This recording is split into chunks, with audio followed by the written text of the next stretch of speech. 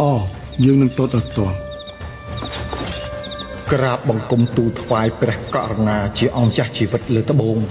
សមរភូមិជួមមុខពួកសត្រូវបានវាយកំទេចផែនការពាររបស់ទូលព្រះបង្គំអស់ហើយអ្នកភូមិរស់នៅក្នុងតំបន់នោះទាំងក្មេងទាំងចាស់សត្រូវគ្មានទុកជីវិតឲ្យសំបីតែម្នាក់ប៉ុន្តែទូលព្រះបង្គំមានវិធីមួយអាចស្រោចស្រង់ស្ថានភាពសង្គ្រាមនេះបានគឺការកែងទ័ពខ្មោចដោយតម្រូវឲ្យមានពិធីបូជាជីវិតរបស់ទូលព្រះបង្គំនៅថ្ងៃ15កើតយប់ពេញបរមីបើព្រះអង្គទ្រង់ព្រះសម្ដេចលើស្នូររន្ទះ3ដុតសូមព្រះអង្គលើកទ័ពយើងដែលនៅសេសសល់ទាំងប៉ុន្មានសំណុកចូលវាបំបែកសត្រូវដោយការតាំងចិត្តអង់អាចនិងមុខមុតកុំខានការតាំងចិត្តឲ្យមុខមុតនឹងធ្វើឲ្យទ័ពខ្មោចយើងខ្លាំងខ្លាដូចគ្នាសូមព្រះអង្គទានជ្រាបពីទូលព្រះបង្គំអុកយ៉ាងឃ្លាលោកបាត់ជ្រងនិលំអរគុណម្ចាស់ថ្លៃ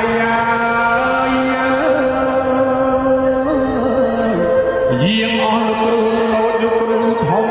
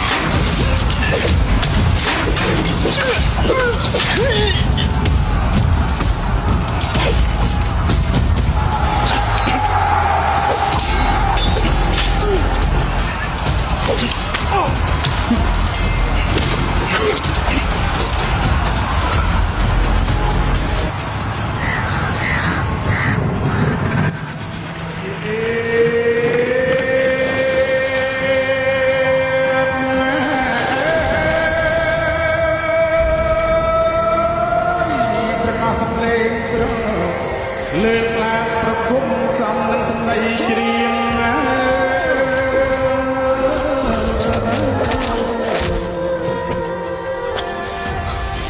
លោកកាយបាត់ជ្រងនិលំអរគុណម្ចាស់ថ្លៃ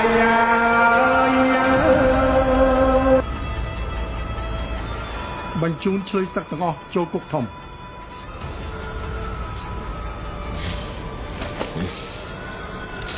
ក្រាបថ្វាយបង្គំព្រះករុណា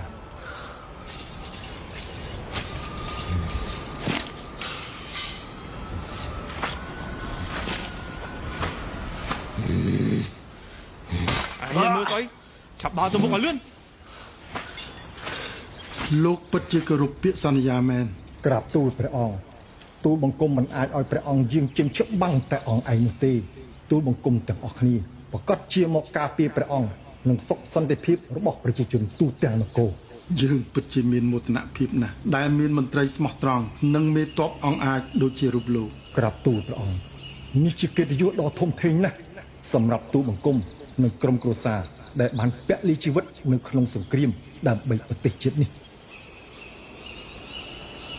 ភាពស្មោះត្រង់និងសេចក្តីក្លាហានរបស់លោកសម្រាប់ដែនដីសវណ្ណភូមិមួយនេះនឹងត្រូវបានដឹងគុណដោយកូនចៅខ្មែរគ្រប់ជំនាន់